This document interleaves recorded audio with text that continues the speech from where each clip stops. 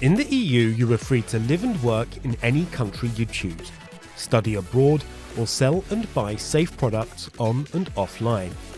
This is all thanks to the European single market, which is 30 years old. The foundations of the single market were laid in the 1980s, and in 1993 it became a reality. By then, Europe had almost completely harmonized standards on a whole host of goods. Im neuen Jahr soll für unsere Bürger zum ersten Mal wirklich sichtbar und erfahrbar werden, dass sie in einer echten Gemeinschaft leben, in einer Gemeinschaft ohne Grenzposten und ohne Zollhäuschen. Until 2006, services such as postal systems and transport still faced barriers.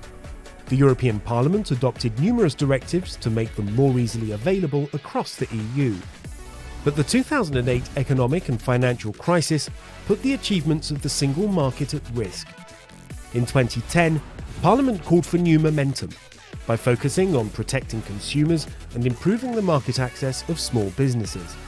The Single Market Project is a project for everyone, for citizens, for consumers, for small enterprise, for large enterprise as well. Now what we need to do is to really make it speak to those people. 2012 saw further moves to develop the single market. Members of Parliament called for a better, more easily accessible digital economy that wouldn't discriminate against any customer or business.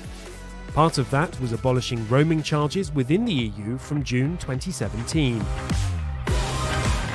In 2022, MEPs gave their green light to the new Digital Markets and Digital Services Acts, an unprecedented set of rules to make the sector fair and competitive. For a business user, the competition will work better. For the consumer who buy goods, they can feel more safe when they're buying goods.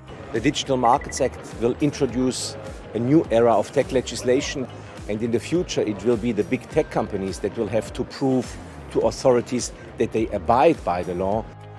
The single market is playing an increasingly important role in reaching the EU's climate goals. In 2022, MEPs backed a common charger for small electronic devices and are pushing for a right to repair goods, moves that will increase products' lifespans and reduce e-waste. The war in Ukraine and the COVID pandemic show that the single market can be a powerful tool in times of crisis. Parliament has welcomed proposals for an emergency instrument to make it more flexible and resilient. As we are in times of crisis, today we also took a look at the single market always evolving through crises. How cooperation in the single market is the core and also the engine of European integration. With the boom in internet shopping, in 2023 Parliament is pushing for stricter rules to increase the safety of products sold both on and offline. If the product that you bought is recalled, you will be informed by email. If something goes wrong, you will have options. For instance, you want your product to be replaced, or you want to have the product repaired, or you want your money back. So you, as a consumer, will have a choice. 3 decades after its birth, the single market continues to evolve for the benefit of 31 countries and 450 million consumers.